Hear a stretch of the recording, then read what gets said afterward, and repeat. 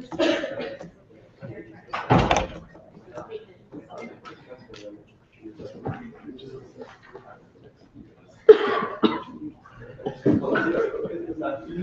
to the new resolution one. We're live. Oh, I'm here. Yes. But it certainly makes things less of a complicated. Ready, everybody? Good evening. I'm going to call this meeting of the Legislation Committee to order, and I'll read the notice. Work Alders Notice, New Haven. The Legislation Committee of the Board of Alders will meet in person on Tuesday, January 14, 2025 at 6 o'clock in the Board of Alders chamber located at 165 Church Street, second floor, New Haven, Connecticut, to hear and act on the following items. 1. OR-204-0034, zoning ordinance amendment of the New Haven Board of Alders to establish zoning regulations for retailers of tobacco and/or vapor products, smoke shops, and smoking places. 2. LM-2024-0690, ordinance amendment of the New Haven Board of Alders, the New Haven Code of Ordinances to establish zoning regulations for retailers of tobacco and/or vapor products, smoke shops, and smoking places. 3. LN-2024-0273, order of the New Haven Board of Alders concerning a working group related to amending the New Haven zoning ordinance section 42H, use regulations for business and industrial districts and personal goods to add a use category for smoke shops and creating a section 442.2 which restricts the sale of smoking paraphernalia. Per order, Honorable Ellen Kubo, Chair, attest Honorable Michael Smart, City Town Clerk.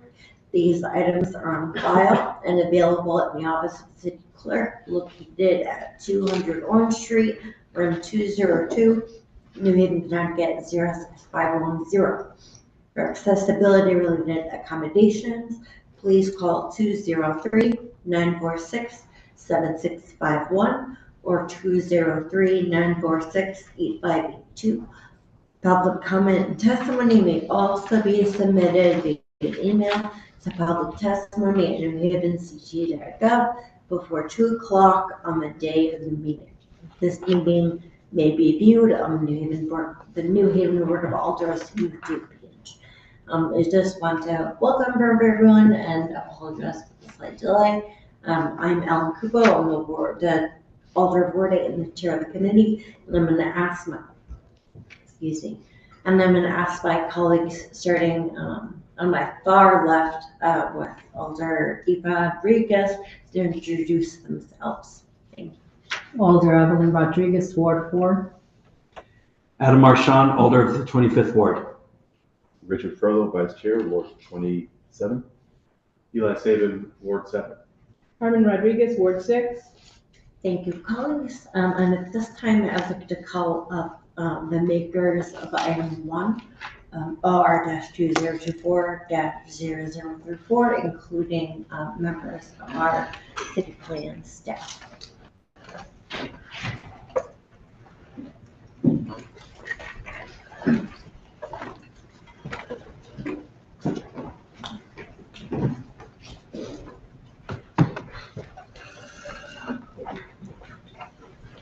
I guess they want to take this one.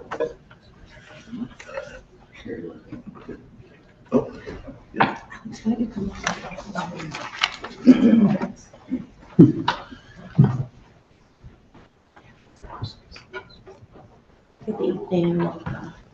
Everyone, please, if everyone would please state your name and addresses for the record, and then begin your testimony. Good evening, Laura Brown, Director of the City Plan Department, 262 West Rock Avenue, New Haven. Frank Redenti, Alder, Ward 15, 67 Downing Street, New Haven. Eli Saban, Alder for Ward 7, 834 State Street. Richard Furlow, Ward 27, 62 Fairfield Street. Jonathan Badowski, Assistant Corporation Counsel for the City of New Haven, 207 Emily Drive, Oxford, Connecticut. And Alex Castro, planner for the City Plan Department, 53 Gravel Street, Meriden, Connecticut. Richard. Would you like to introduce this, or shall we begin? Sure, I'll just say a few words, then I'll give it over to my colleagues to add on. So this is the majority of the working group on this first item that prepares for zoning in regards to our smoke shops. The only ones that are missing from this working group would be the Department of Health and our Chief of Police, who are, well, our police department, I should say, who was involved with helping us craft the ordinance in regards to our for zoning for our smoking shops or smoke shops. And with this, I will turn it over to my colleague Alder Saban, who will be much more fluid in this conversation. We'll see about that. Thank you, Majority Leader Furlow, and I want to say thank you to everybody who was a part of this working group that met very productively over the past several months to put together this ordinance amendment. As Majority Leader Furlow said, this ordinance came out of public comment and concerns that we heard from constituents around the city about the spread of smoke shops opening up in many of our neighborhoods, and often very close together or close to sensitive locations such as schools or parks or houses of worship. And like we do for cannabis establishments, for establishments that sell alcohol, we thought that it would be sensible to have some regulations in our zoning code to affect where smoke shops or establishments that sell tobacco products can be located, particularly because we want to protect public health and public safety of our residents. That's the intention of the ordinance. And the idea is that if we are able to put some reasonable common sense restrictions into the zoning code, we can promote public health and safety. And I think there will also be, there's mentioned in this ordinance a licensing scheme as well that we hope will work together with the zoning changes to make our city healthier and safer. So I guess I can just mention a couple of things that the ordinance amendment does, and then I'll turn it over to my colleague, Alder Redenti, if he has anything to add, and city staff as well. But the first thing, we define smoke shops and smoking places in the zoning ordinance so that we can regulate them, define the licensing process, define guidelines around the display of smoking products and merchandise, as well as storefront signage, which is an additional concern that we've heard from residents in our neighborhoods. And then further, the zoning ordinance would establish that smoke shops or smoking places are only permitted in certain of our zones, the BA, BA1, and several of the other business and similar districts. They also, smoke shops must be 1,000 feet away from schools, parks, and places of worship, and they must be 3,000 feet away from another existing smoke shop or smoking place. And both of those uses would require special exceptions from the BZA. And I think one important thing to add is that these regulations will apply going forward. So for new businesses that are hoping to open as smoke shops or smoking places. And with that, I will turn it over to City Plan or to my colleague. Thank you. Again, good evening, everyone. Laura Brown, Director of the City Plan Department. I also want to thank all of you that have spent many months working on this ordinance. I think you know by now that my approach, and when I engage my staff in these types of things, we do very much appreciate a collaborative approach and having multiple departments weigh in on these types of ordinances before they come before you. And this is one that's gotten a fair amount of review through the working group prior. It also was heard by the City Plan Commission, which provided a favorable recommendation, including some additional considerations that we'd like to raise before you tonight. So you will be in the capable hands of planner Alex Castro, who attended those working group meetings in addition to our staff, Nate Hoogrand, Deputy Director of Zoning, Nate Hoogrand. Our staff, Kaylee Moran, also contributed the mapping, which you've seen on the front page of the New Haven Independent article, as well as in your submission. I believe you have the City Plan Commission report before you, is that true? And we also have some slides to present to you. So with that, I will turn it over to Planner Castro. Thank you. Yes, thank you, Director Brown, and thank you for hearing this testimony. Before you is a presentation that staff has put together to kind of give you an overview of what this ordinance does in terms of the zoning and how it relates to the health license. To give just a, yes, correct, the zoning ordinance is specifically what we're talking about. To provide some background, as it was stated, back in March of 2024, the Board of Alders did receive a order regarding the formation of a smoke shops working group to define regulations specifically for smoke shops. The city has seen an immense rise in the number of smoke shops, and we do not currently have regulations that effectively, either define or regulate them. So the intent and goal of this working group was to develop sensible regulations to apply to the current zoning ordinances. In May of 2024, that piece of business was given a favorable recommendation by the City Plan Commission, and subsequently in August and through October, 4 meetings were held to discuss those regulations and how that might apply to New Haven's zoning regulations. Essentially, to paraphrase what Alder Saban previously stated, these regulations define a few different uses within the zoning regulations and a definition for, in general, what these uses would classify as retailers of tobacco or vapor products. It sets conditions for where these establishments are located. That's the dispersion buffers, the zones in which they're allowed to establish. And it defines guidelines for the display and signage of smoke shops specifically. And it also defines the licensing program, which is hopefully to be submitted subsequently as a companion piece to this ordinance. The new uses and definitions appear on slide 4 of the PowerPoint. And to start off, we have the definition for a smoke shop. A smoke shop shall be defined as a retailer dedicated to the sale of smoking products and paraphernalia. This is kind of the standard smoke shop definition that we've established as staff. You also see the definition for a smoking place. Smoking place is a location where cigarettes and tobacco are used on site, on premises. Think of a hookah lounge, for example, or a cigar lounge. That would be a typical use for a smoking place.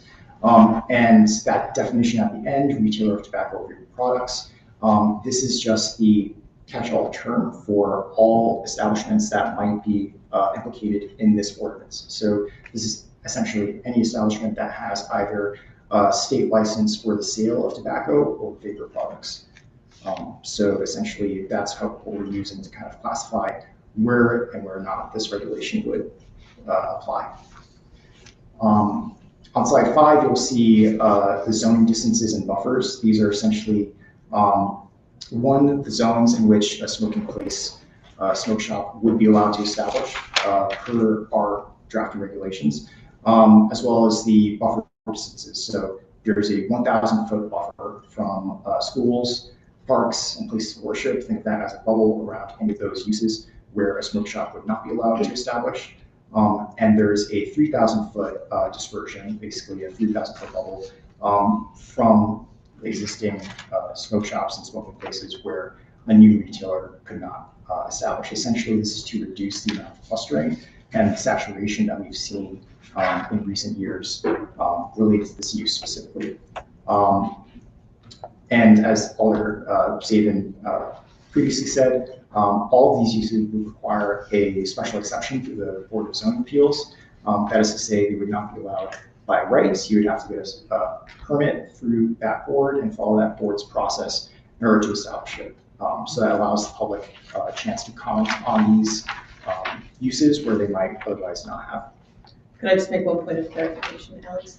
The map that you see before you on page, on slide 5 is just the unallowable zones. So we'll be talking about the other buffers and dispersion implications in the subsequent maps.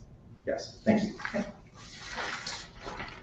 And we drafted these regulations with some knowledge about where these establishments are already located. On page, or slide 6 rather, there's a map showing the current locations of establishments that hold either a tobacco retailer's license or a vapor products retailer's license.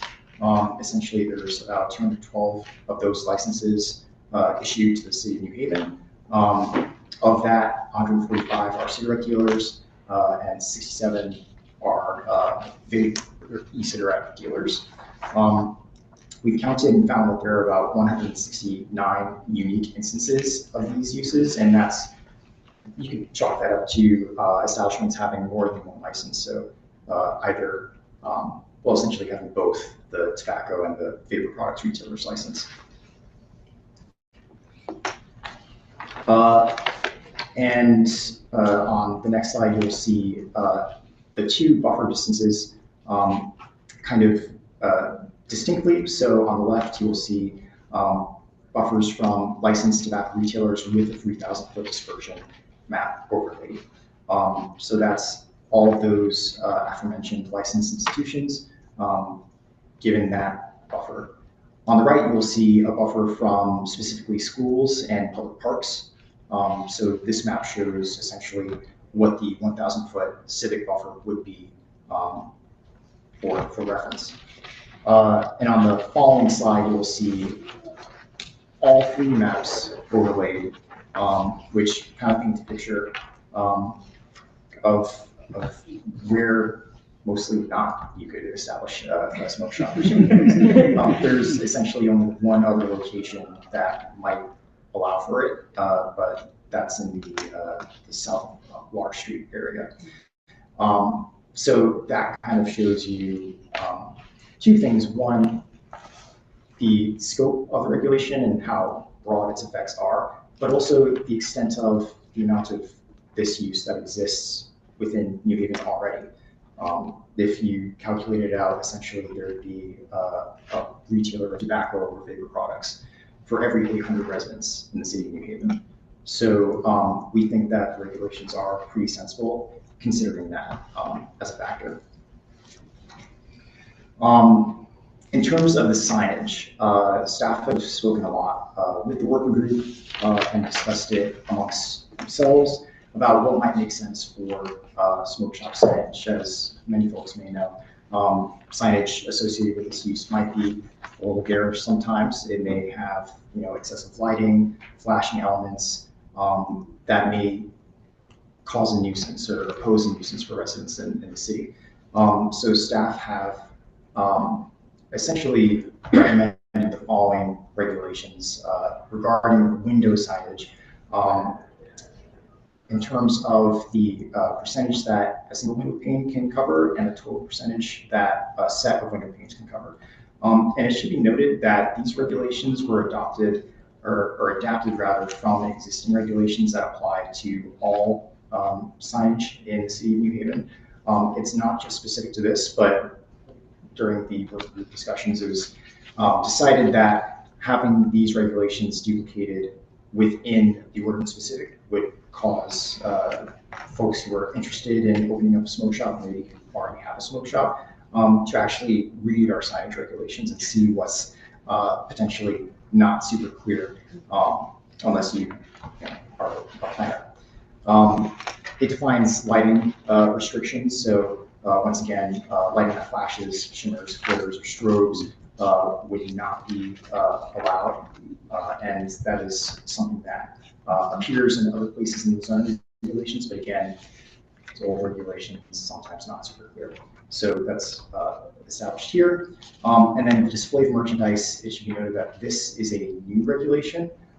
Essentially, this would require that any paraphernalia, bongs, hookahs, materials that are being, sold at a smoking shop or a smoking place are not visible from the public right of way. The concern being that children and members of the public would have easy access to see all those things, and that might influence them to partake in, I guess, the buying of cigarettes, vapes, and the like.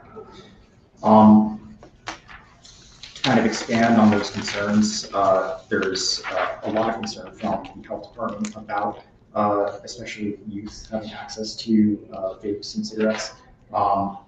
The zoning ordinance is just one part of what the city is trying to do to mitigate some of that risk, right?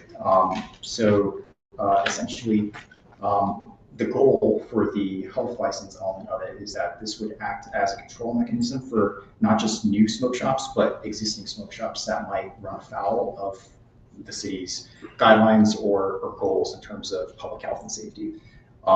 Essentially, all retailers would be required to obtain this license and remain in good standing, keeping up that yearly license in order to sell in the city of New Haven. And this would be a license that could be revoked where a permit for smoke shop or smoking place could not. There are some land use restrictions and legal case law, I should say, that would restrict us from taking those vested rights from a property owner who has that established. So essentially, that's what this health license program would accomplish. And that's being presented by, my understanding is the health department. It's adapted from similar regulation that's already been established in Bridgeport. And to come really to the end of this presentation, how this impacts existing tobacco and vape retailers. Essentially, most of these retailers that exist currently would become legal nonconformities. They were established prior to the zoning regulations being adopted, so therefore they are legal under the previous zoning ordinances. All establishments will be required to obtain a license, as that is a license that is managed by the health department. And it would be a requirement for any new establishment to obtain that license to operate in the city. The new signage and storefront regulation would take effect immediately on adoption and would apply to all smoke shops and smoking places. Again, because they were drafted from existing regulations, that would be something that essentially is already in effect for most establishments in the city. And then enforcement action would be taken against any establishment that does not comply to those amendments as drafted. Since the original submission, staff have taken a look at the zoning ordinance as prepared by the working group. And we have made additional recommendations. Some things that were just missed given how expansive our zoning ordinance is and how many different locations certain regulations may appear. So the first thing that we think is very important is the hours of operation. As it stands right now, a establishment can request to have hours of operation beyond typical working hours. So specifically the hours of 11 p.m. to 6 a.m. They can go to the Board of Zoning Appeals and request for hours of operation during those times. In its current state, that would still be the case for smoke shops and smoking places. So the staff's recommendation is to include those uses, smoke shops, smoking places, and retailers of the sale of tobacco and vape products to an excluded list. So they would not be allowed to operate during those hours. The second piece to this is clarification of the signage requirements. Staff were originally interested in removing those signage regulations from the use description and just reiterating that in the proper signage area. This is really to prevent the creep of certain regulations in different locations. It makes it very tough and challenging for us as planners to jump back and forth between different sections of the regulation. If you're not specifically looking for signage regulations in the smoke shop section, you may miss those. So That's one recommendation that we have. However, we see the need and maybe the clarity that that might provide. And since they're essentially what is already iterated in other parts of the regulation, we don't necessarily see an issue with it. The last sheet will show you some of the language itself for you to reference. Essentially, this is showing where the counterparts are in the signage regulations to the smoke shop regulations. And that concludes my testimony. I'm happy to take questions and clarify if needed. Thank you so much, Pastor. That was succinct, and I appreciate all of you for this work. I'm going to open it for questions from community. And welcome back, my colleagues from News people. Alder Marshall. Thank you, Madam Chair. Thank you all for your hard work on this item. I have 3 questions.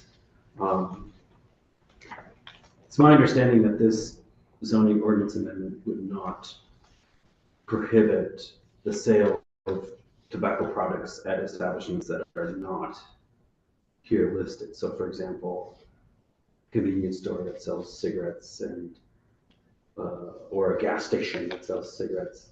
This is just for establishments that are specifically tobacco related establishments. Is that correct? Or is it your interpretation that this ordinance amendment would somehow affect a gas station that sells cigarettes or a convenience store that sells cigarettes? So yes, this would in fact actually impact those establishments. That definition of a retailer of tobacco or vapor products is inclusive of those other uses. And the intent behind that was to avoid situations where someone may want to establish a smoke shop, but given the ordinance and the regulations, would not be allowed to in a certain area, so they would call their establishment something else, clothing store, a barber shop, and still serve the same kind of products that a smoke shop would, essentially circumventing the intent of the regulations. So this ordinance would impact those establishments essentially. So someone who would wish to sell tobacco and vape products would be required to comply with this ordinance as drafted. Thank you for that. That's helpful. So when I look at the current tobacco and or vapor product retailers, the map with the red dots, if we were to add convenience stores and gas stations and other establishments, there might be more red dots on this page. Or do those dots include those establishments too? Yes, that is inclusive. So the Westfield Quality Market at Alden and West Elm, Yes. for example, or the Tiger gas station at Fitch and Whaley, those dots are on this page as well. Yes. Okay, well, that's good. That helps me. Thank you so much. Could you say a little bit more about how the prohibition of the product being visible for the public right away would actually work? And maybe just like give an example. I know we talked a little bit about this at city plan, but I think it's helpful for us to be able to visualize that better. And what would this prohibition require the vendor to do? Right. So imagine, for example, a shop where you're displaying hookahs, for example, in the windows. Maybe they're prominently set in a case, or perhaps they're on a shelf. Essentially, what this regulation will require is that those not be visible from the public right of way, basically from the sidewalk or the street. So an establishment may choose to simply remove them from the windows, put them in cases that are faced inward to the store so that they're not visible from folks on the outside. They may choose to design the interior space of their business so that there's no way to see the merchandise unless you enter a certain distance in.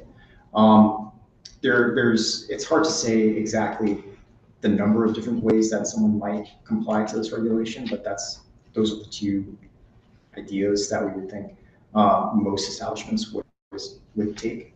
I don't know if we would suggest blazing or Yeah, there may be window Or windows, coverings but- that could use as long as they're compliant with all other aspects of the zoning ordinance. So for example, they wouldn't be able to plaster signs all over all of their windows because that would violate this ordinance. Correct. So they'd have to do something else. And so a zoning enforcement officer could then walk up to such an establishment, be on the sidewalk, right? Sometimes there's a paved or cemented area or a grassy area before the window that's actually private property. So they'd have to stay on the public right of way, which is the sidewalk, Correct. which in a lot of establishments in the city is pretty darn close to the plate glass windows or whatever. And if they stood on this public right of way and they craned their neck and they looked around and they saw something, they get actually cited as a violation, even if it wasn't prominent, as long as it was just visible.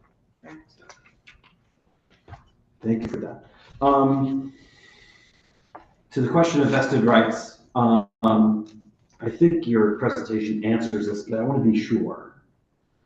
Because I think there are components of the regulation that existing establishments would have to follow, right? Their use is grandfathered, unless they moved and their grandfather might be gone after that. But if the use is grandfathered, in a sense, but the other regulations, like this example we went through about visibility of product from the public right away, existing establishments would need to follow that as well.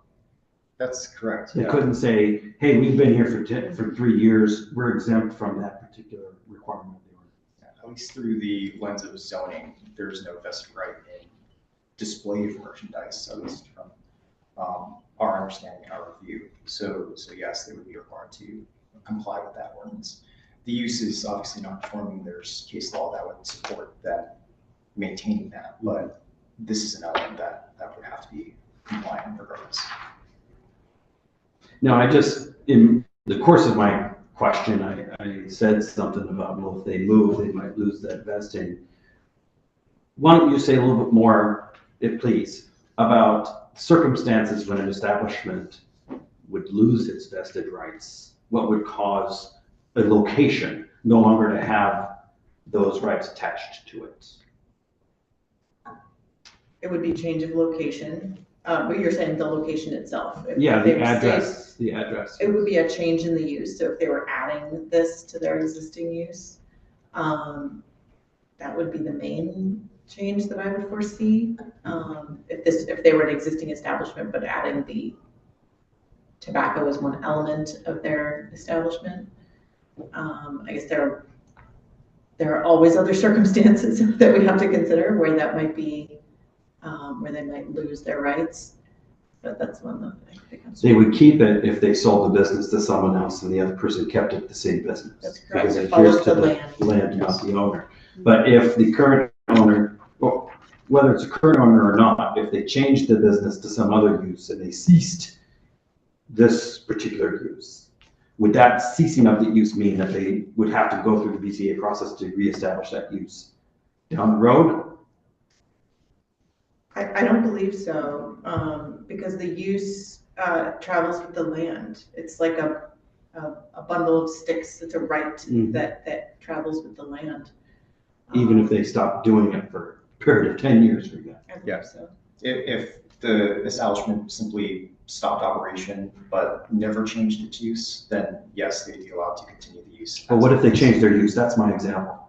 They actually said, well, we're going to have a shoe store for a while, and we're not going to sell any of these products. And they get approvals that they need for the refit to have the shoe stud shop. It operates as a shoe shop or a shoe repair shop for 10 years, and then they say, oh, we want to go back to the vape store. Could they have that vape store without the BZA process? My understanding is that, I believe they would. well, You tell me. I think there's, in Connecticut case law, this clause about abandonment of use. If use is There is abandoned abandonment. by the property owner, then essentially it is nullified. If a property changes use, I think that's a more tricky scenario if they don't formally abandon it. That may be something that there's case law about in terms of a condition of changing of use, but we'd have to. Something that we'd have to consider on a case-by-case basis, depending on the situation. Right. That could be a scenario in which I guess it's possible. Thank you for those answers. I appreciate it. Madam Chair, I need to excuse myself for a moment to testify across the hall. Absolutely. If Thank you give you, me sir. 30 seconds, I think I'm going to answer your question. If I can, do I have it? Is it? I know I you're think we related. do. I'm gonna recognize the older fellow. Thank you, Madam Of Chair. course. I want to grab real quick.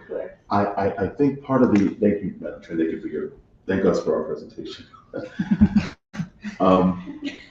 I think what we're dealing with is with the use, because if someone loses their use and there's another store across the street that was grandfathered in, then they're not able to reassume that use because they're now out of compliance if their use has changed or lost. That was the intent of what I thought we were doing. So, zoning regulations and the state statutes that inform them can sometimes be tricky. To Director Brown's point, it can sometimes be a case-by-case basis, depending on certain factors of a specific use, how it was established, and how it was operated.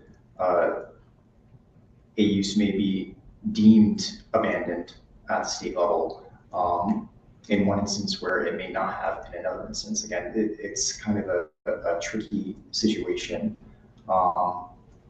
depending on, I guess, the specifics of a certain use. That's from the zoning standpoint, but from the licensing standpoint, they can lose their license. Yes, so. And then it would be That is, yes, a revoked. different consideration, right?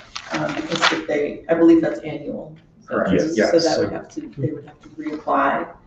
And that would trigger compliance with the licensing component of the ordinance. Yes. And state law now says that the smoke shops have to have some sort of, not approval, but some sort of recommendation from the chief of police.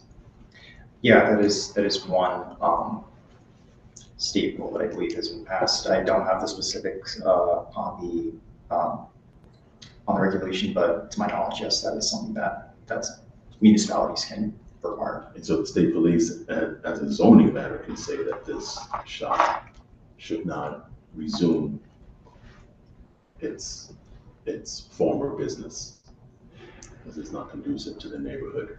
I don't know what the jurisdiction of the state police, like what jurisdiction they have in. Yeah, chief of police. Or the chief of police has necessarily in deciding whether or not one can open, like if that can be an arbitrary decision or if there are certain considerations. That's a good question. We can get back to you with, to clarify that. Or maybe you know. Do you know? I was going to offer to look into it formally if you'd like to put a request for that. Through you, Madam Chair, if we can get that information, that'd be very helpful. If we could please get that. Okay. Thank you. Yeah. That's all I had, Alderman Rushing, because I wanted to bounce off of your question. I have one other question,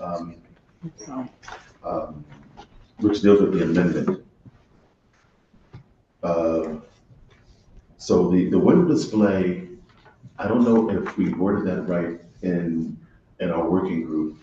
I'm glad what you did with it, but the concept that I was thinking was that the display would be for those that have picture glass windows, so that it would not be used as a display against the window, not that you look through the window and see it.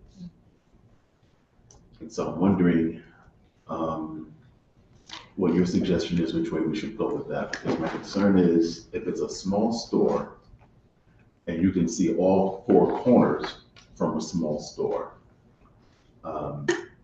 would they be able to claim some kind of hardship in not being able to hide the display? And I'm wondering what the current law is in regards to the display of cigarettes. Are they able to be seen from a window? Or do they have to be outside of eyesight from a window? If that's the case, then I think we're good with this. I don't know the answer to that question, so that may be something we can investigate as well. Do you, Madam Chair? Unless there are others that have the answer. It would be, if we could please have that information, that would be great. Thank you. Yeah. So you'd like to know, you'd like some more information regarding state law on display of cigarettes and the jurisdiction of the state police commissioner and any other information regarding the recent state law that was passed concerning it. Yeah, so it wouldn't be the state police, it would be the chief of police. Chief of, thank Now you. has to review that portion for smoking products. May I ask two other? Absolutely, Vice Chair. Thank you, Madam Chair. I received correspondence from a dispensary that asked if we could provide signage in smoke shops that says this establishment is not permitted to sell cannabis products. It's kind of a disclaimer.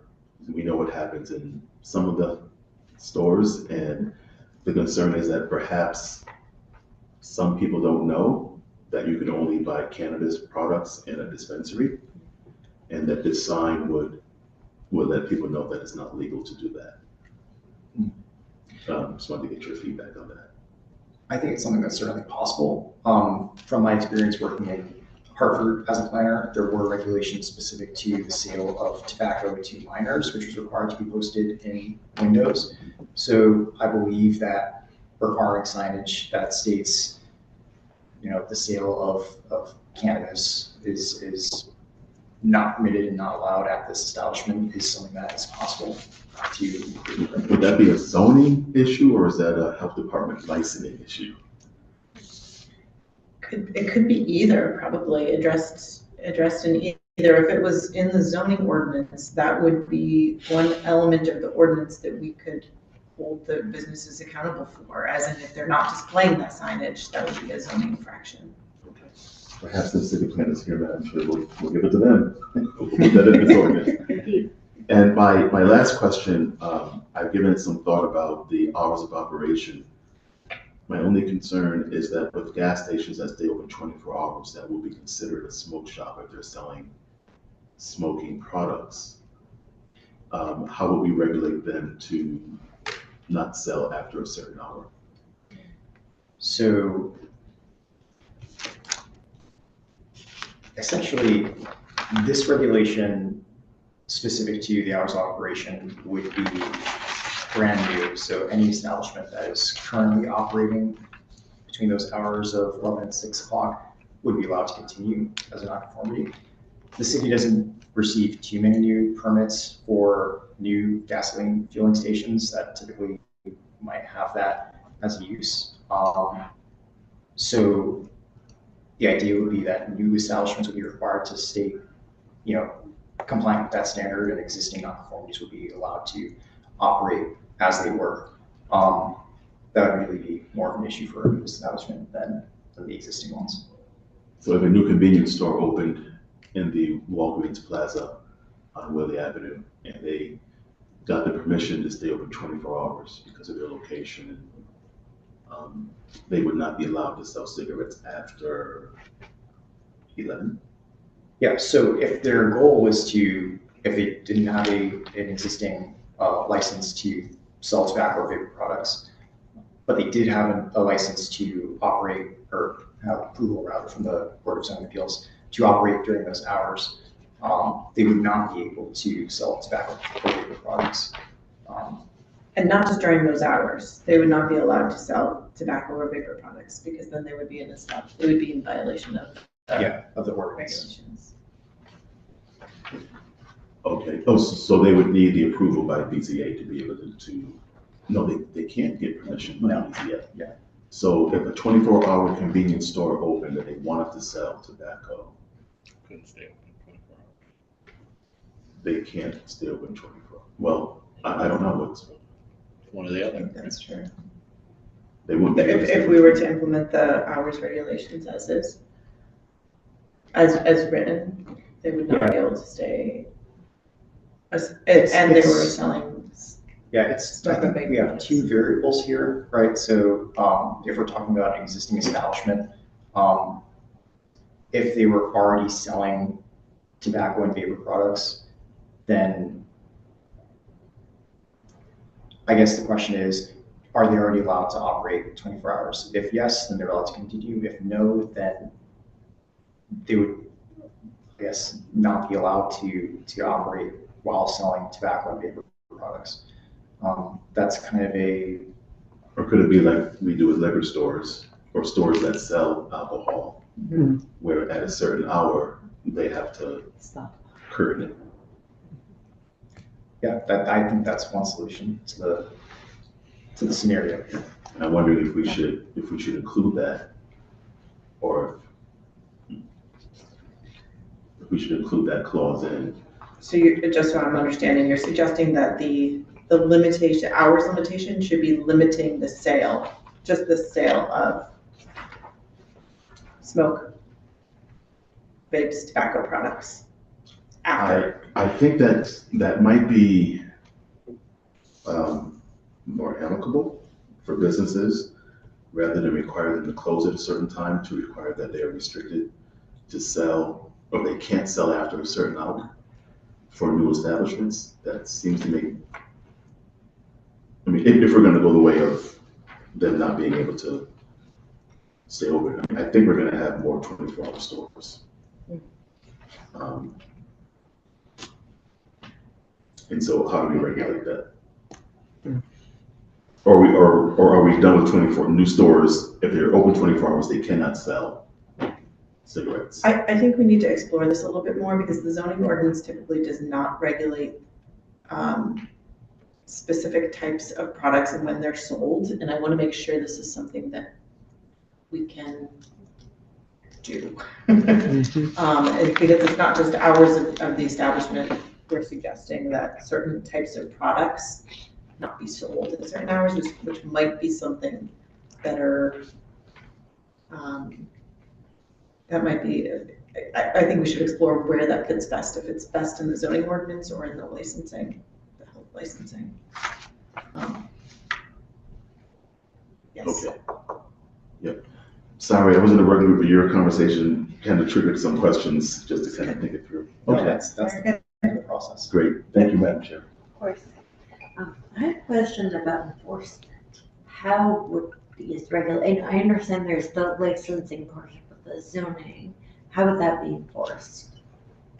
Right, so the city does have zoning enforcement officers.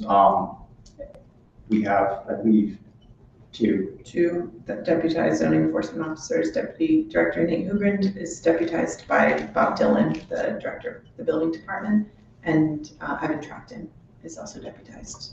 and they are tasked with addressing zoning violations, nuisances reported by the public, and conducting inspections to identify zoning violations. So this would just become part of what they're looking for, specific to establishments like this. But I believe we should appreciate how large New Haven is, and 2 people covering an entire city is kind of a tall order on top of all of their existing tasks. Yeah, it is significant work. And unfortunately, we end up being put in positions of reactivity rather than proactivity. I think the goal of our department is to become more proactive, especially as it relates to violations and nuisances. One thing I'll add, if I may, is that we are moving towards in being more proactive through the clarification of our ordinances. By being clear about what is expected of businesses and the public, we're saying this is what we expect of you. I think that is a very proactive measure, and the more that we get the word out and are clear and communicate the regulations to the public and to new businesses, the better. That said, we also have over the past year established a very effective interdepartmental working group for zoning enforcement. So we meet every Tuesday to go through zoning and permitting. And we discuss a lot of the things that alders like you raised to us from your wards, also the neighborhood specialists or the public that communicate with us about things that they have seen. We can't have eyes on everything through the city, so that's where we have an inventory of those things. We track them. When they are problematic, a cease and desist is issued, a zoning a violation letter is issued. What I can say is that we will also be putting forth in this budget, the forthcoming budget cycle, a zoning violation fee, which will be like not a fine, but just the violation fee for having issued the letter on a zoning enforcement issue. And then we are looking towards increasing the fines for zoning violations. So that would be above and beyond whatever other violations are found. This is just for violations of the zoning ordinance. There would be the health licensing component of it as well that would be enforced separately. And the health department, they are out in every establishment. You know, if they have a food license or any type of license, they are permitted to go inside the establishment and look at the types of products that they're selling, which is why the licensing component is really an important piece of this as well. So in addition to the zoning staff, there will be other boots on the ground ensuring that these establishments are compliant. Thank you. I recognize Alder Evelyn Rodriguez. Thank you, Chair. My first question stems around on where it talks about zones and distance buffers. Where it says must be 1,000 feet away from schools, parks, and places of worship. Is that set in stone, 1,000? Because since we are now, things have changed. We have recreational marijuana. We have high residential areas with many children. This 1,000 feet, and then I look under, it says must be 3,000 feet away from another existing smoke shop or smoking place. Is that set in stone? Does it have to be 1,000? Why can't we point blank not have any near any of our schools? You know, or locations where we have a lot of families and children, which we know already now because we know where our population and our families are. So I think there's a couple important points that you raised, if I may. One is that when you say near our schools, that's sort of the question. So how near is appropriate enough? And there's not a lot of research demonstrating what, you know, whether it's 1,000 feet or 1,500 feet or 2,000 feet would be the most appropriate buffer for preventing exposure. So, you know, given that the combined impact of the buffer from schools and parks and the zoning and the dispersion from other establishments basically makes a new establishment nearly impossible to locate in the city, is one point. The other thing that I think that I wanted to raise is you will see on the map that we've only demonstrated buffer from schools and public parks. And that is because those are things that don't change as often. Schools occasionally shift locations. Parks, we're not shifting locations of our parks too much, but places of worship do change.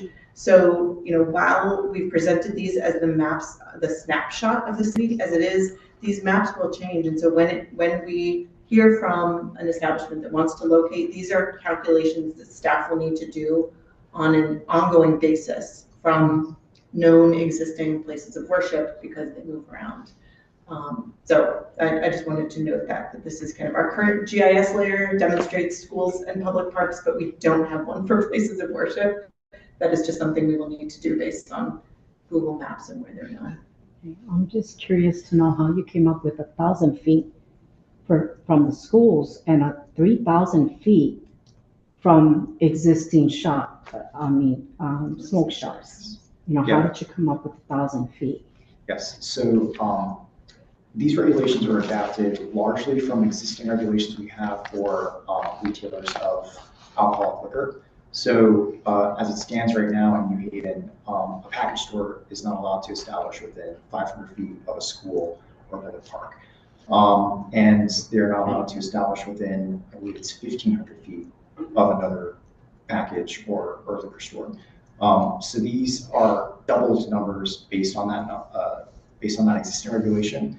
And I would say that the working group was comfortable with this number, but we're understanding that the Board of Alders may want to change those numbers. They may want to make them larger or smaller based on, what they're seeing on the ground in their wards.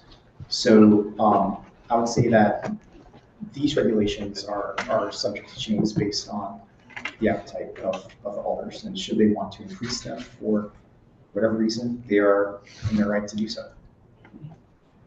Thank you. The next question that I have has to do where you have in your slide presentation, how would this impact existing tobacco and vape retailers?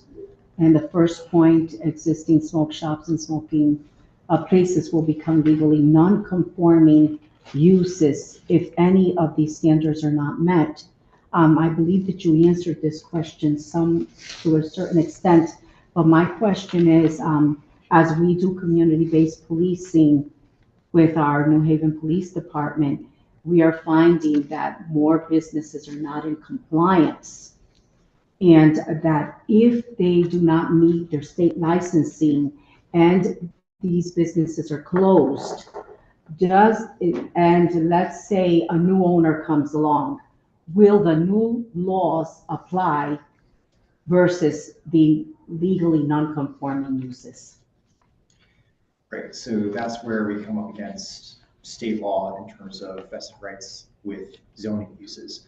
But certain elements, specifically the licensing requirements and the signage requirements, would still be applicable to these establishments. So they would be required to obtain licenses if they shut down and returned under a different owner.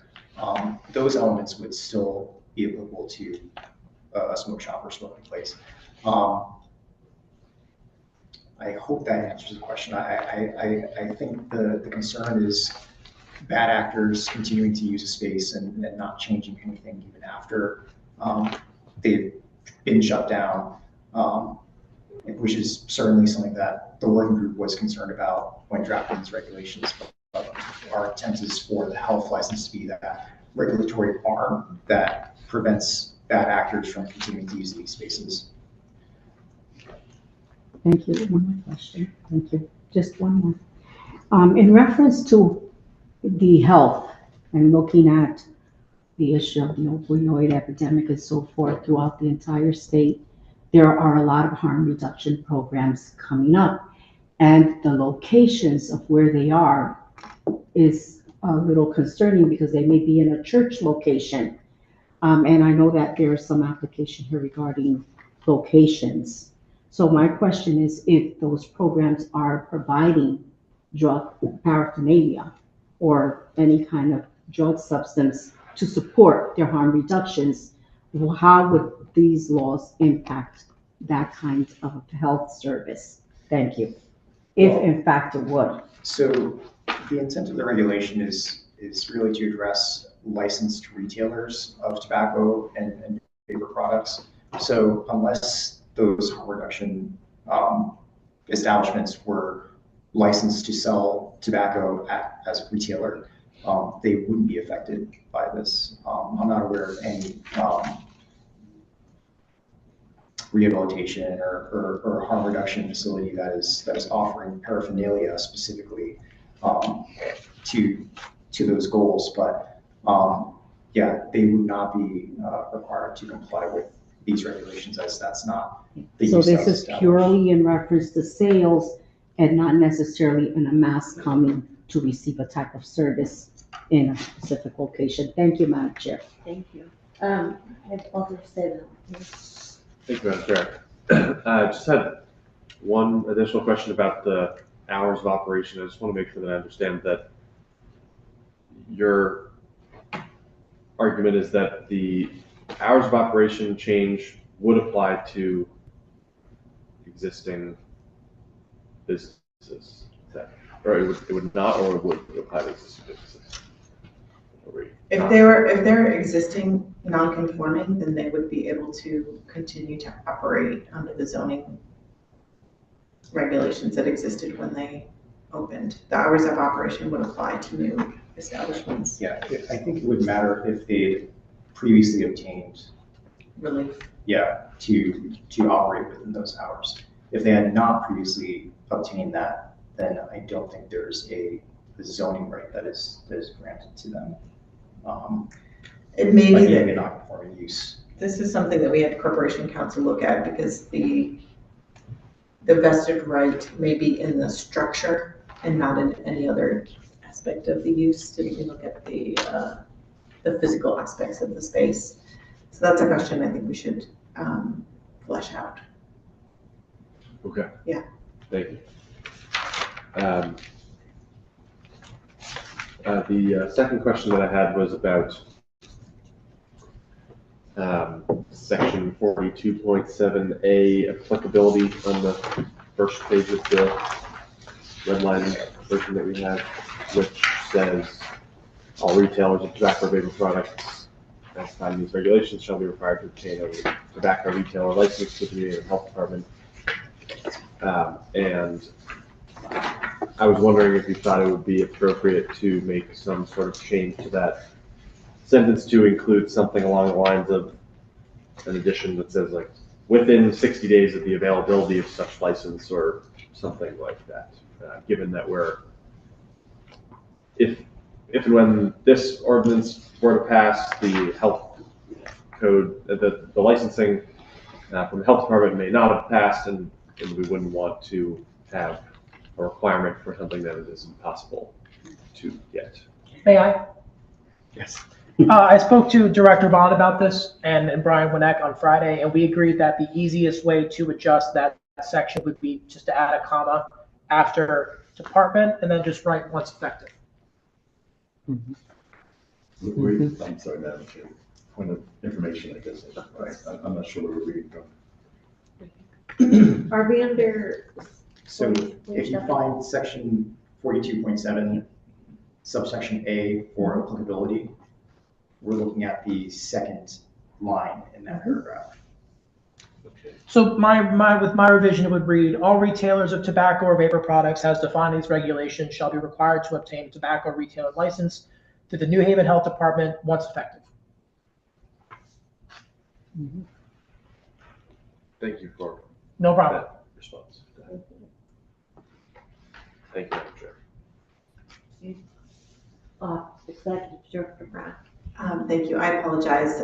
Because we do have a Board of Zoning Appeals meeting happening tonight, I wonder if I might be excused to just check in on my staff that are staffing that meeting as well. Absolutely. Thank you so much. And I am happy to answer any additional questions that folks may have. Following the meeting, Planner Castro will be here to assist. Thank you.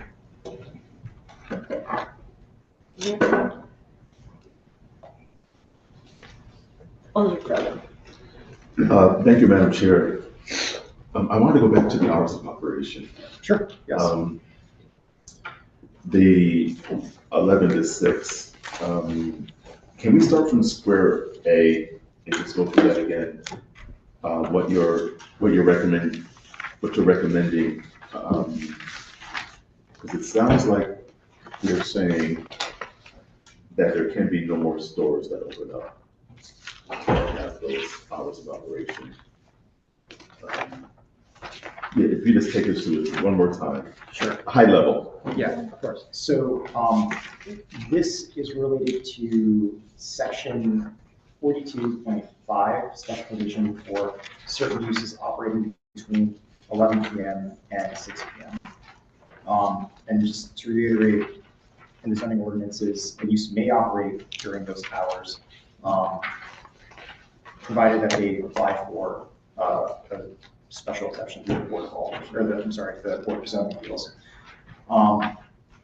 In the applicability subsection, there are certain uses that are explicitly exempt from, or rather, I shouldn't say exempt, I should say disallowed from operating or applying for those hours through this ordinance.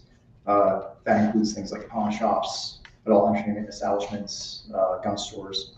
And our recommendation to staff is merely to add part 8 in the red line and in the clean version, which says all retailers of tobacco and vapor products, or vapor products rather, smoke shops or smoking places. So this would merely add tobacco, vapor product retailers, this list of uses that are not allowed to request that extension of time. And this would be new. This is new. This would be new, correct? So any new establishment would be disallowed from this. I think there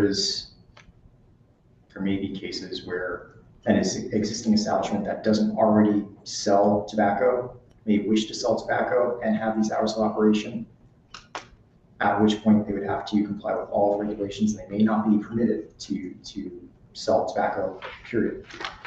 There's also a scenario where someone is currently selling tobacco products who would like to extend the hours of operation to 11 p.m. and beyond. They would not be allowed to on adoption of this regulation. If someone is already operating with extended hours of operation and is selling tobacco and vapor products, they would be allowed to continue as a non-conforming use because they've obtained those permits and allowances prior to the adoption of this regulation. As long as they don't lose their permit. As long as they don't lose their license, that is correct. Okay, that's a lot. I got it. Thank you, Madam Chair. Any other questions from committee? Alder Stephen, please. Thank you, Madam Chair. How, in losing their license, is this a one opportunity? You go in and you're not following the rules. What do you do then? What are the steps to In terms of having obtaining them another conform, license, following the rules? And if they are repeat offenders, when do you say enough, no more license? Cease the license of operations for that establishment? that is something that's, I think, still up for discussion in terms of the health license portion of this set that we're looking to adopt. That's our next session, Madam Chair. That would be, yeah, something that's more suited to those regulations, but I think there is some 3 strikes are out or 2 strikes are out. I'll wait for the next element of it, session. But yeah, that's been in discussion. Thank you, Majority Leader and Madam Chair, thank you. Alder Michelle. Thank you, Madam Chair. So I want to go back to the hours of operation, and this is a very small technical question. I see that the draft that we have in front of us, that whole section is in red ink, which usually means that all of that is new. But I think that's probably not true. I think probably what's new in it is just 42.5 section A8, which is listing all retailers of tobacco and vapor products. That is correct. So The rest of the text is already existing in the ordinance. that is correct, yes. So the red line represents a red line of the originally submitted Board of Alders. That's right. It's changing the submission, Correct. Yeah, these are all, but the only text that's new is that number 8. that's correct. Thank you. I told you it was a small. But boy, was it satisfying to me. I want to go back to the definitions, section 1 definitions language, smoke shop, smoking place, retailer of tobacco or vapor products. And this goes back to my first question earlier this evening about the other establishments that sell tobacco products. I just want to be really thorough and certain, and I may be worried about nothing. But there are many circumstances that I can think of where there's a business whose primary business is not tobacco. At least they advertise it as not their primary business, but they also sell tobacco. It's kind of, I don't know if it's an accessory use, if that's the appropriate term, but it's kind of like a subordinate use, whereas the bigger use is a convenience or gasoline, gasoline, like gas is like is part of the title, whereas tobacco shop's not, right? So I just want to make sure that this actually does apply to an establishment where the primary use is not tobacco or vape products, but gas or convenience items or shoes or whatever it might be. as long as they have to get the license to sell these products from the state, the certification, whatever it is, that this will definitely apply to them, even if it's not the primary use.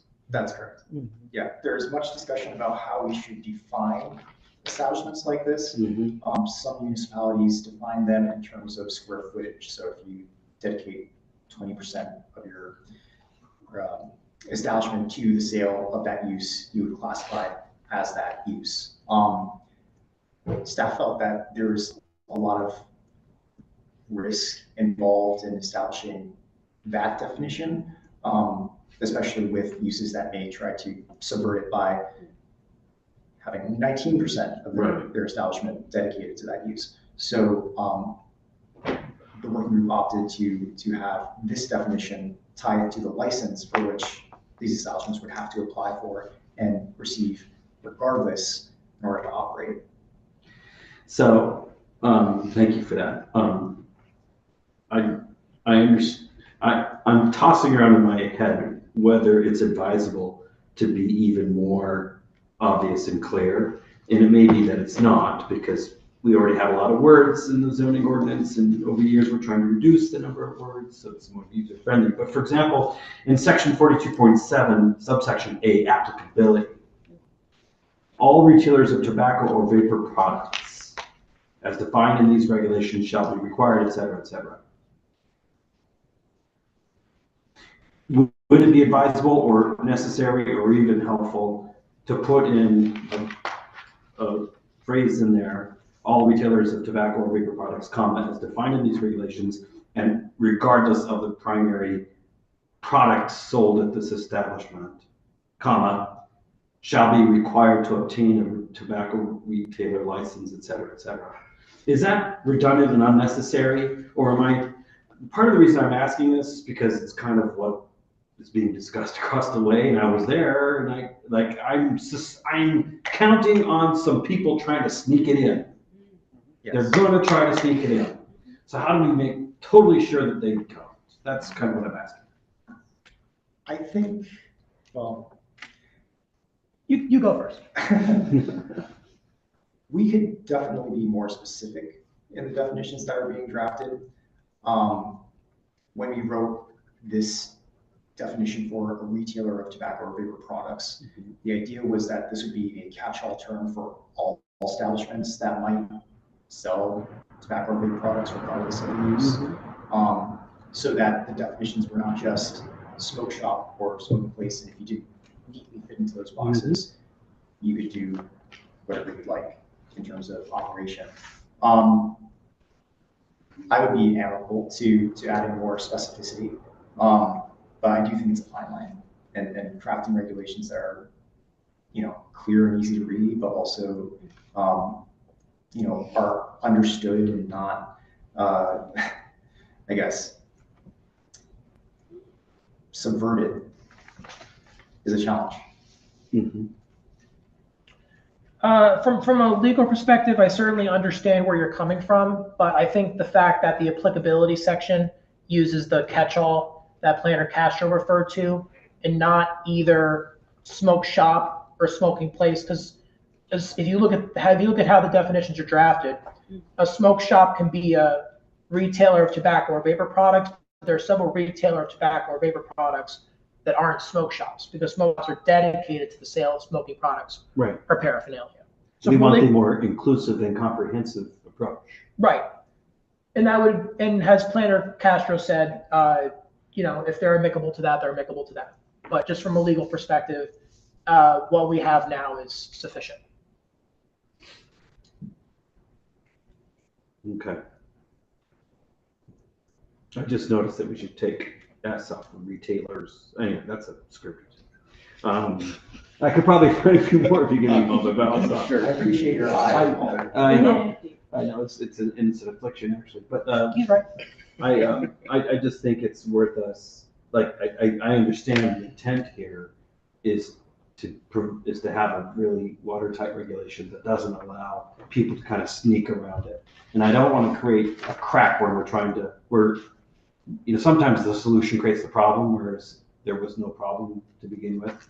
But that's what I'm just tossing around in my head, because clearly there's a market out for these products and people want to sell them. And the regulations that are being proposed are effectively going to make it impossible to start a new establishment anywhere in the city except for that little tiny piece of South Water Street, right? That's correct. Or any existing. And so people are going to be looking for ways to get around it. So that's just what I'm talking about. But right now, I think I'm done, Madam Chair. Thank you.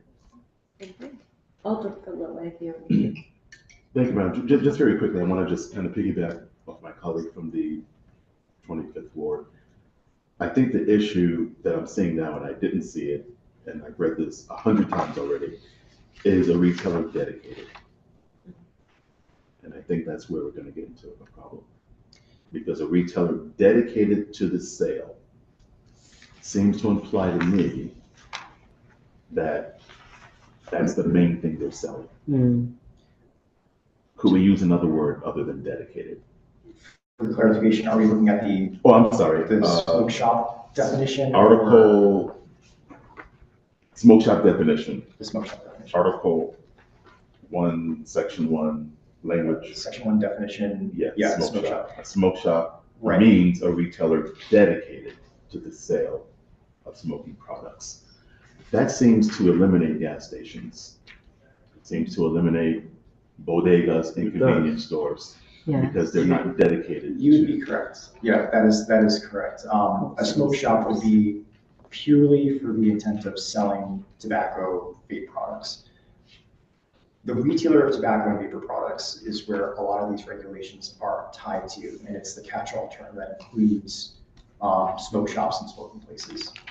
So these definitions are not consistent. Well, they're different. Well, yeah, so we have two uses as defined here. The smoke shop and the smoking place, but the regulations themselves are tied to this new definition, the retailer of tobacco and vapor products, which is a catch-all that includes not just those uses that may not be purely dedicated to the sale of tobacco. But yeah, I'm going to take a step back because I was in the working group, and what we said was that any place that sells tobacco is going to be considered a smoke shop. That's what he's saying. No. Listen. We said that this is going to the licensing portion, that every place is going to come under that category of smoke shop. Is that not what we're doing here? So we're doing two separate things. So there's going to be retailers and smoke shops. I thought they were all inclusive. So I think in terms of how the health department language is drafted matters here. If the health department says specifically smoke shops, then the rest of the regulations, at least for the health department license, would be specific to that use, any use that is classified for dedicated to rather the sale of tobacco and vapor products. If it's tied to retailer of tobacco or vapor products, which I think is the intent for this regulation and for these two ordinances in general, then it would apply to all establishments that would seek to obtain a license to sell tobacco or vapor products, not just ones that are dedicated to it, but ones that maybe only in part are involved in the sale of tobacco and vapor.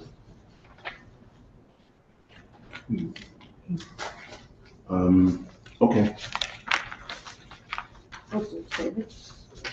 Thank you, Madam Chair. Thank you, Madam Chair. I'm looking at the licensing, and I think that my understanding is, and please correct me if I'm wrong, is that we're creating zoning definitions, which are, or a use definition, which is the smoke shop or smoking place. Is the retailer of tobacco products also a use definition? Is that a defined use in the zone code? It's not a use in the zoning code. It is within this section of the regulations that defines what that is. It includes those other uses, smoke shop, smoking place, and any other establishment that wishes to sell tobacco or vapor products. But it is not a use in and of itself. It's a definition describing the applicability of this regulation or ordinance.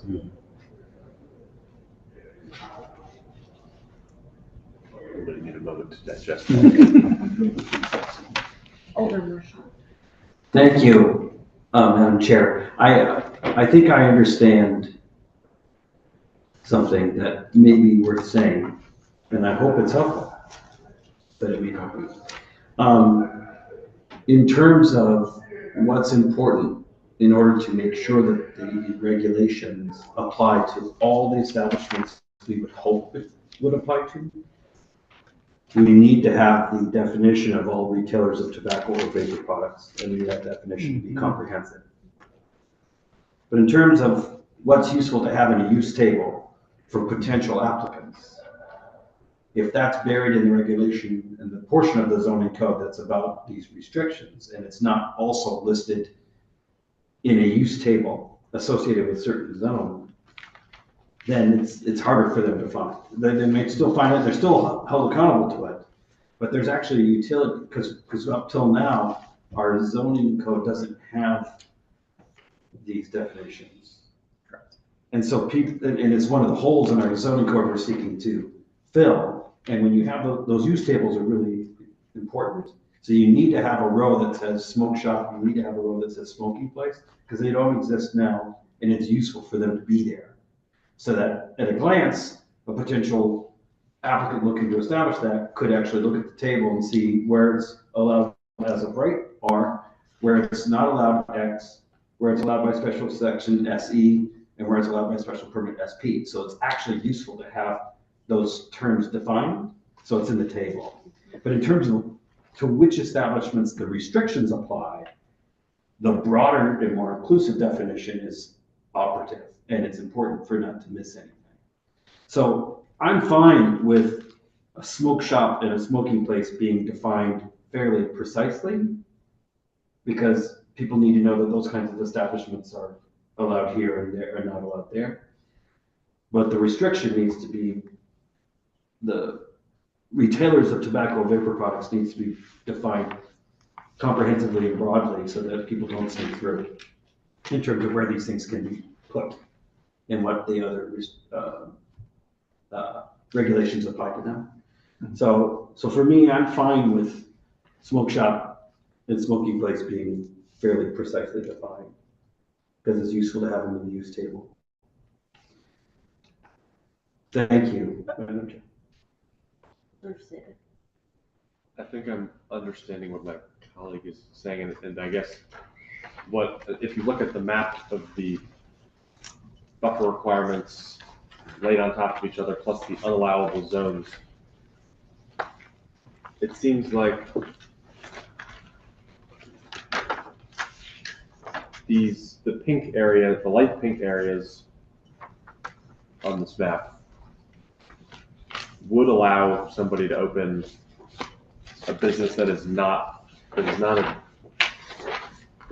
dedicated to the sale of tobacco, that is not either a smoke shop or a smoking place, but is a retailer of tobacco, because it would not be covered by the 3,000 foot buffer, the 1,000 foot buffer, and it also would not be covered by the use table restrictions. Is that because the use table restrictions only apply to smoke shops and smoking places? No. So, yeah, the light pink area, for the sake of the scenario here, are we saying that it would be a new establishment that wishes to sell tobacco and vapor products, or would it be some other use? Yes. Okay. So, the requirements for this ordinance would apply to that area that's marked in light pink. They would be considered a retailer of tobacco or vapor products, and this ordinance would apply to them. To Alder Marchand's point, I do see where someone might look at the regulations and say, okay, I'm not a smoke shop because I'm not dedicated to this clothing store, what have you. I'm not a smoking place because I'm not intending for folks to smoke on site. I am allowed to operate here and sell tobacco and vapor products, which would be a point of confusion, and at the point of permitting, maybe a shock to that individual who wants to establish. possible solution would be to include retailers of tobacco and vapor products as its own definition in the use table. Yeah. Or combine all three of those into Yeah. one omnibus set of regulations, which may be clearer for folks in the public. If I could make another suggestion, Alder Furlow had expressed some concern with the word, with the phrase dedicated to. I feel like, and again, I'll defer to you on this, maybe a more bright line rule as to what dedicated to means, like to use a square footage example, maybe like 30% of your square footage, something like that. Mhm. That might also work, if I'm understanding the concerns correctly. But again, I would defer to you on that. Yeah, I think when it comes to the square footage or the percentage of an establishment, that can be kind of tricky because then. It goes back to the, Right. well, subtract 1% thing, yes. Correct. Yeah. Yeah, so I think we may be more specific in the definition and include more things that might apply to establishments. It may make a more verbose regulation, but it might be more watertight, for lack of a better term. Thank you, Madam Chair. Alderman Marchand. Thank you, Madam Chair, and I appreciate you giving me the floor again. So if we look in our packets, page 30 of 38, there's an actual use table or a portion thereof.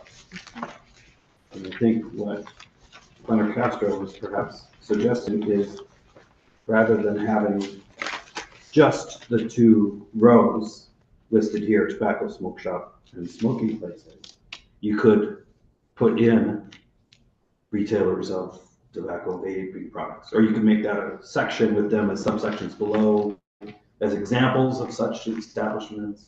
There's different options you would have, but there you're not just relying on the proximity regulations to prevent a proliferation of establishments that are not defined as these two uses. You're actually putting it at the table. You'd have to make sure it's also put in the regular section of the text, I think. Tables, the way the zoning works is that tables are illustrative and really helpful, but it's the text that controls. So you'd have to think about that as well. But in terms of like, how do you make it legible and how do you make it pop to someone who's a businessman or business person who wants to establish a business where they're selling these things, putting it in use table might actually help it be more visible. So it's worth considering. But my interpretation now is if you, back to Alder Saban's point, is if you look at the PowerPoint that our zoning staff presented, page 5, the pink map, unallowable zones, that's really just talking about the smoke shops and smoking places at this point. But if you look at the subsequent pages with the concentric circles, that's really about proximity to other establishments. And so in terms of like the effect overall of the regulations, they would not be allowed because of the proximity rules that are in there. They don't apply to all those establishments. But in terms of the zoning regs and the specifically listed use that's allowed or not, I think you could have theoretically a establishment selling these products that's not defined as either a smoke shop or a smoking place in some of these pink areas. You couldn't effectively because of the 1,000-foot and the 3,000-foot, but it's not defined as an unallowed use per se. So you could decide to fix that. But it seems like the effect of the combined sections here, the use allowances and what's not allowed, and then the proximity restrictions is the effect that we're wanting. Thank you. Madam Chair, I'll just observe that zoning is really, well, it's fun, but it's challenging. We're getting into discussion. Sure. And it's past 7:30, so if we have no more questions, then My apologies. Do we want to deal with some of this in discussion? Do we have any other questions for our presenters? Seeing none, thank you so much for leading us through this. Thank you. Do you have anything else for us? No. Thank you. Thanks so much for all your work. And at this point, we will open it up to public comment on the item. So we are,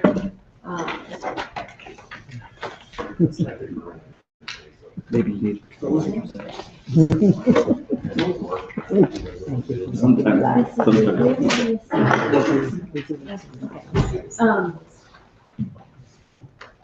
this is in regard to item R-2024-0034. Are there any members of the public present who wish to testify on this item? Please come forward. Thank you.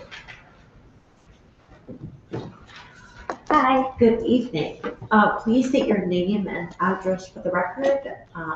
It's Elizabeth Donius, and I live at 99 Woodbridge Avenue. I first wanted to thank especially Alder Furlow for his leadership on this issue. This is something that is an issue in Westville, where I run the Westville Village Renaissance Lines, and up and down Whaley Avenue in either direction of us. So I'm so pleased that the board is being so proactive about it. I'm coming from a hearing across the hall about a convenience store vape shop that we have there. So I would encourage everybody to be careful with your definitions. I think, like, I've come to see this as a spectrum of vape, convenience, and we had a claim of a grocery market tonight. So understanding what people are going to say they're doing and what they're actually doing, and the lighting, the external signifying visuals that tell people what's going on in there, what they can expect, is a huge part of the problem for us. We have 26,000 cars on Whaley Avenue, which is why we probably have so many of these flashing lights. So I'm not telling you anything you don't know. I'm just here to be supportive and say, on behalf of Woodbridge and Westville, we're really glad that this is moving forward, and honestly can't wait for something to pass so that with our current empty storefronts, we have 4 empty storefronts this year. 2 are controlled by nonprofit organizations, and in both of the others, we had a shop like this go up. So I think it's really urgent. And that's all I've got. Thank you so much. Thank you for your testimony. Any questions? Are there any other members of the public present wishing to testify on this item? Are there any other members of the public present wishing to testify on this item? And for a third and final time, are there any members of the public present wishing to testify on this item? Okay, seeing none, we will move on to item 2. The ordinance amendment of the new Board of Alders to establish a regulatory. How shall we proceed? Okay. So I'll have the maker of that item come forward.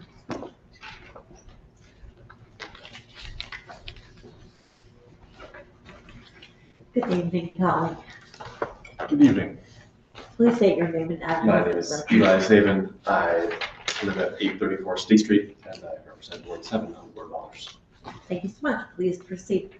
Thank you. I think I'll be brief here because, as I maybe discussed later, we were missing the full agenda materials in the submission for the board, and the title of the item may need to be changed. So I think that the bulk of discussion around this item can hopefully happen at a later date at your discretion. I'll just say that, as we just talked about with the zoning ordinance amendment to regulate smoke shops, smoking places, retailers of tobacco products, we are working with our city staff in response to concerns from community members and residents around the city who are worried about the public health and public safety impacts of the spread of places that are selling these products, tobacco products that are not safe, particularly for minors, and sometimes there are other activities happening at these establishments, and we want to, and sometimes they're also clustering near each other, and so we are hoping to get a little bit more control over this situation. And the licensing ordinance that was written largely by Majority Leader Furlow is modeled off of a similar ordinance in Bridgeport, and the idea is to create some requirements for some local requirements in addition to any state laws that affect tobacco retailers. We want to have local requirements that can allow us to enforce the type of behavior that we want to see from people who are selling these potentially unsafe products. So as you'll see in the ordinance, there's requirements around, for example, making sure that licensees are not selling to minors, and that they are asking for photo identification and other requirements like that that allow us to make sure that these products are only getting into the hands of adults and people who are legally allowed to use them. And as we were saying with the zoning ordinance, connecting the licensing ordinance with the zoning ordinance would allow us to potentially close down some existing establishments if they are not following the law and are selling to minors or are engaging in other type of activity that is not allowed. Because if they lost their license, they might fall out of compliance with the zoning ordinance, and then they would, if they tried, they would have to apply for a special exception or some kind of exemption to reopen their establishment. So I will leave it there, and we will hopefully have more discussion on this in the future. But just to give a brief overview of the licensing ordinance, which is, again, working together with the zoning ordinance to create some common sense regulations around the sale of tobacco products in our city. Thank you. Thank you for your work. Any questions from the committee? No, thank you so much for that explanation, and I look forward to doing the work with this committee on the licensing portion as well. Thank you. Me too. Thank you. So at this time, I'm going to ask if there's anyone present wishing to testify. Oh, wait a minute. No, yeah, sorry. All right. Continuing on.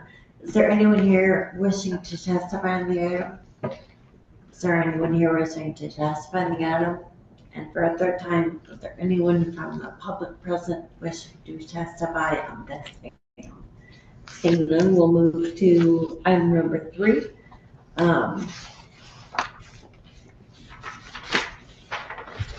Which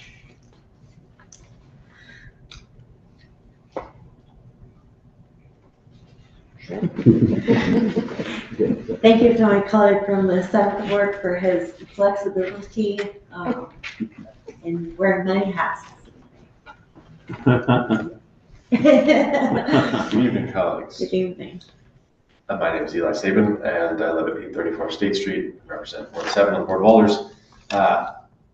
I was just wanted to say that we have had a working group over the last several months, convened largely by Majority Leader Furlow, to talk about smoking and vaping products being sold, tobacco products in our city.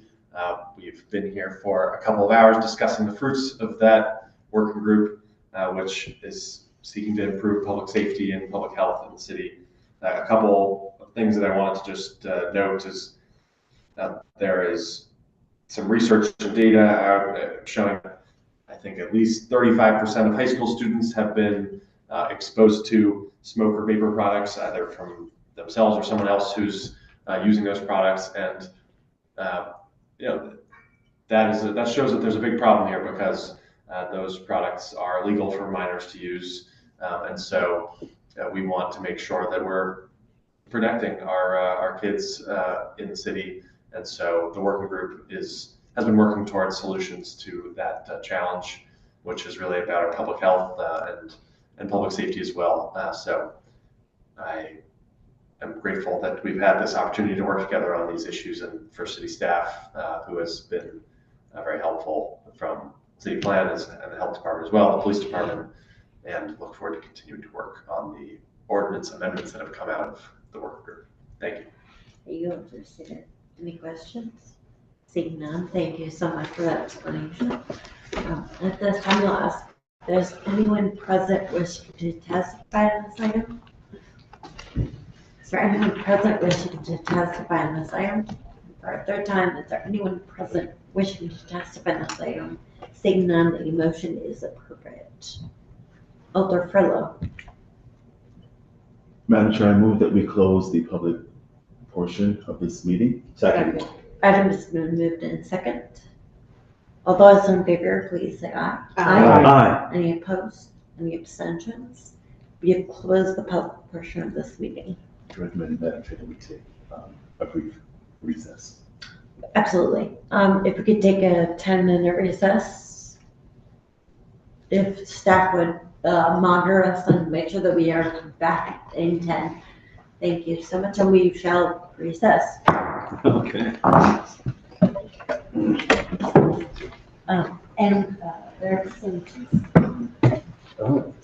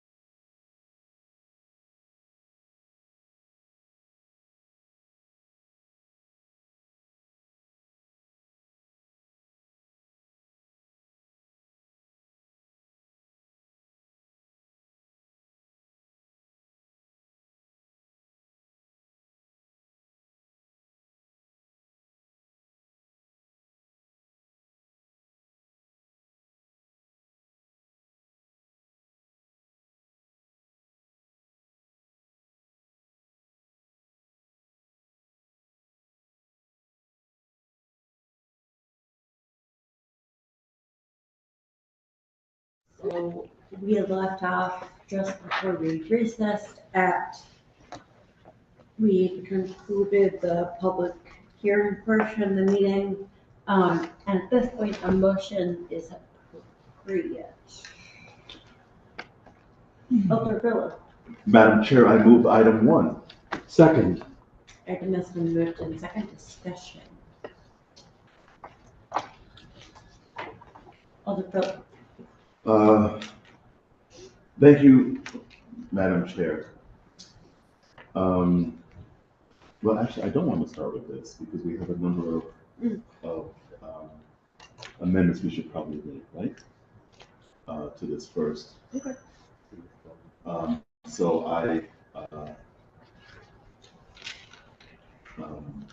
well, no, we moved it, so now I'm not going to have discussion right now because we need to have some amendments. So I will yield, Madam Chair, to whomever is going to make the first amendment on this. Sure.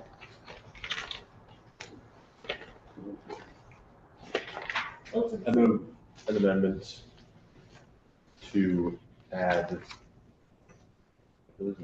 as effective, to section 42.7A at the end of the first sentence, so that it would read, all retailers of tobacco vapor products as defined in these regulations shall be required to obtain a tobacco retailer license through the New Haven Health Department as effective. Once. Point of clarity? Once effective. Thank you. Second. Yes, once effective. Amendment has been moved in second discussion on the amendment. The amendment would, thank you, Madam Chair. The amendment would just make sure that we are not creating a requirement that can't be complied with. Thank you, Madam Chair. Any further discussion on the amendment only? Seeing none, we'll take a vote. All those in favor of the amendment, please say aye. Aye. Any opposed? Any abstentions? The amendment passed. We are now back to the item as amended. Any further discussion? I think there will be, Madam Chair.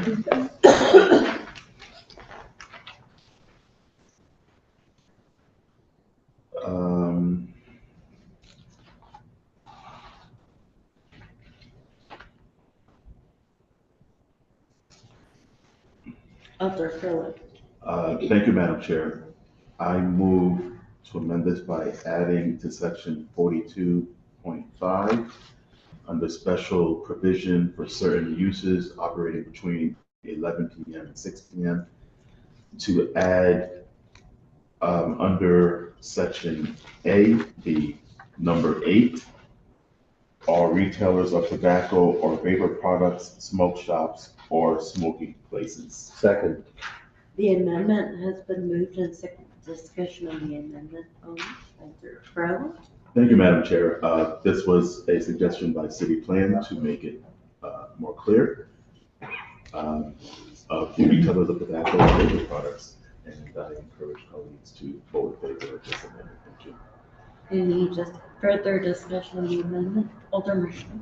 Thank you, Madam Chair. I agree that this is an appropriate change to make. We don't want these establishments to be able to operate during these hours, and so they should join that list of uses where applicants may not ask the BZA for approval to operate between 11 p.m. and 6 a.m. And I encourage colleagues to support the amendment. Thank you, Madam Chair. Any further discussion? All right, we will take a vote on the amendment. All those in favor of the amendment, please say aye. Aye. Any opposed? Any abstentions? We are back to the item as amended. Alder Phillips. Thank you, Madam Chair. Just as a point of discussion, I'm wondering if we are considering adding retailer of tobacco and vapor products to the zone table.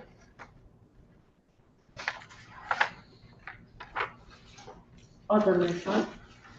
Thank you, Madam Chair. I appreciate the question from Alder Furlow. I think that the zone table, as it stands, does not meet the requirements of the BZA. And so they should join that list of uses operating between 11 p.m. and 6 p.m. to add under section A, the number 8, all retailers of tobacco or vapor products, smoke shops, or smoking places. Second. The it's something we talked about in the question and answer period. I think it may be a good idea to consider. However, I think there's probably a little bit more homework to do, because simply adding that heading to the use table may not be sufficient. There may also be text changes that go along with that use table revision. And I think it may take just a little bit of homework to figure out exactly what that text change would be. But I think we could make such a change from the floor and still be so close to the well understood intent of this ordinance amendment that it wouldn't trigger any problem with notices or anything like that. So I, for one, would feel comfortable with a change like that be made from the floor at the second reading. I just think there's a little bit more homework to be done to make sure if we want to do it, that we do it correctly and in all the right sections. That would be my recommendation, Madam Chair. Thank you, that makes sense to me. Any other further discussion on Arnold? Alder Phillips. Thank you, Madam Chair. Well, I want to thank those who helped to create this ordinance amendment, city plan, court council, the police department, Alder Sabin and Alder Redente, who were part of the working group. This took several months to put together. City plan did the bulk of the work on this particular ordinance, and appreciate all the work that they've done in getting this together.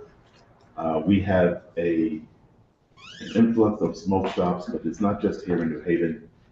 It is really across the country. If you look at what was happening in New York with that councilwoman there who was really going after the smoke shops, and we have some real problems here with illegal sales, hours of operation, lights, bright lights. And so this is something that our residents have been asking us to do.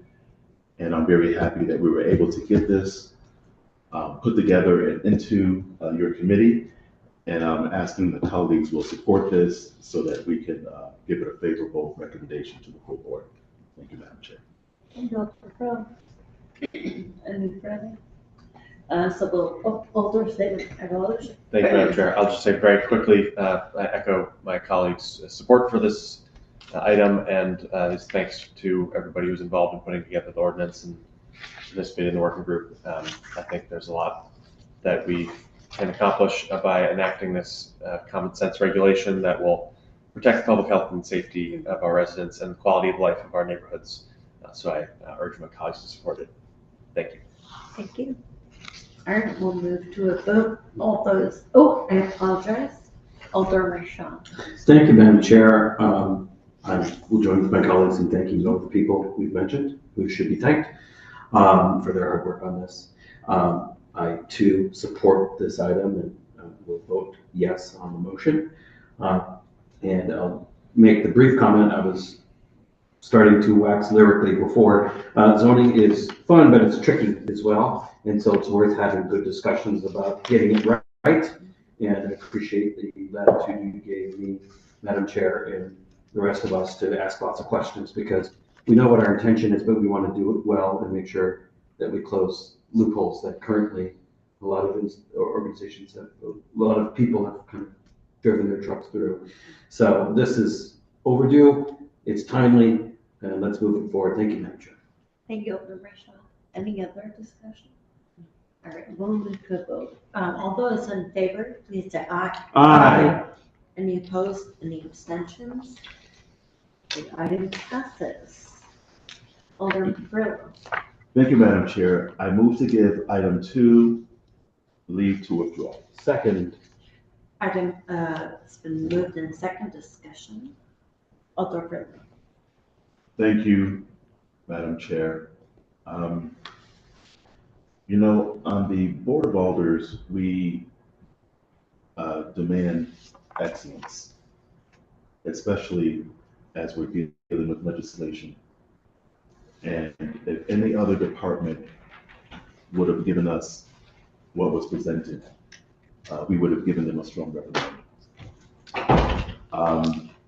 And so I'm requesting that we give this a leave to withdraw First of all, because the title is not correct. Second, because we did not receive the actual document to the last minute. Our staff, OLS, is charged with helping assist the alders in creating ordinances, legislation, resolutions, and I do want to stop to thank our staff member, Misty, who worked with me tirelessly to get this to where it is now. Late at night, weekends, so that we can have this working document for us today. As I said, if this would have been done in any other city department, then the board would have been given a reprimand. I hope that in the future, the Department of OLS will give us the support that we need so that we can get things done in a timely manner. I am extremely disappointed at how this transpired, and I hope it doesn't reoccur. And so I'm asking colleagues to support giving this a leave to withdraw. We'll have to resubmit this again to the Board of Alders with the correct title and with the full working document. And hopefully we'll be able to hear it soon at your discretion, Madam Chair, so that we can finish the licensing portion of this ordinance and it can be complete, which is something that our residents have been pleading for us to do. Thank you, Madam Chair. Thank you, Alder Furlow. It's on time. Thank you, Alder Furlow. I would like to note for the record that Alder from Ward 3 is joined us. Welcome. Any further discussion on the leave to withdraw? Alder Marchand. Thank you, Madam Chair. I support the motion and I look forward to seeing the updated version and the work of this committee to carry on this item. Thank you, Madam Chair. Any further discussion? Seeing none, we'll take it to a vote. All those in favor, please say aye. Aye. Any opposed? Any abstentions? We've given members to leave to withdraw. Alder Furlow. Thank you, Madam Chair. I move to give item 3 read and file. Second. Item has been moved and second. Discussion. Alder Furlow. Thank you, Madam Chair. Once again, I'd like to thank those who made up the working group, City Plan, Corp Council, the Police Department, the Health Department. I'm not sure if I mentioned them previously, but the Health Department, Alder Saban, and Alder Redenti. And we worked for a few months to get this together. This was a heavier lift than I thought it was going to be, but I appreciate all their hard work. Alder Saban tackled the hardest part of all, which is getting those graph numbers together and giving us those percentages that I could not make top or bottom of when I read through it. And so I appreciate him sticking in to the very end and giving us his expertise. And again, I want to thank our legislative committee staff, Ms. Limaza, for finding where this ordinance goes and doing the codifying and everything else that needed to happen so that we could have this meeting tonight. And so I hope that colleagues will support giving this a read and file because we are finished. Thank you, Madam Chair. Thank you, Alder Furlow. And thank you both colleagues on your work to get this to our committee. Any further discussion on reading file? All right, seeing none, we'll move to a vote. All those in favor of getting this to file, please say aye. Aye. Any opposed? Any abstentions? Brian filed item 3. Alder Furlow. Madam Chair, without further delay, I move that we adjourn. Second. Item has been moved and second. All those in favor, go home, please say aye. Aye. Any opposed, any abstentions? That is us for this evening. Thank you so much. We are adjourned.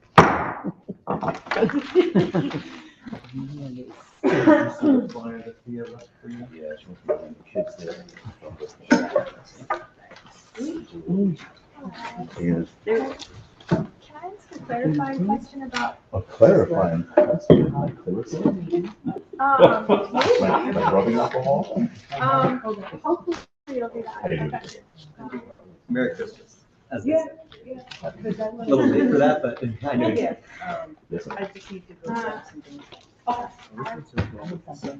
24-hour, that event that Yeah. was the decision to. I wasn't thinking.